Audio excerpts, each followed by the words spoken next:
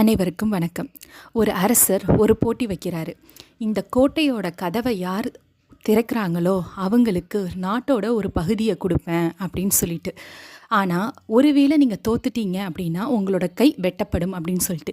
இதை கேட்டோன்னே பல பேர் போட்டியில் கலந்துக்காமையே இருந்துட்டாங்க. ஒரே ஒரு இளைஞன் மட்டும் நான் கலந்துக்கிறேன்னு சொன்னான்.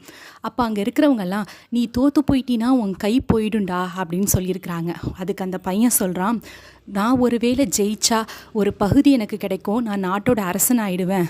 தோத்துட்டா என்ன, கைதானே போகும், உயிர் இல்லையேன்னு அவன் கலந்துக்கிறான். என்ன ஒரு அதிசயம் பாருங்க, அவன் கை வச்சோடனே கோட்டையோட கதவு திறந்துருது. ஏன்னா அந்த கோட்டையில் பூட்டே போடலை. இது மாதிரி தான் நிறையா பேர் என்ன பண்ணுறோம் அப்படின்னா, நம்ம பயத்தினாலேயே ஒரு விஷயத்தை செய்ய யோசிக்கிறோம். எல்லாருக்குமே முயல் ஆமை கதை தெரியும்.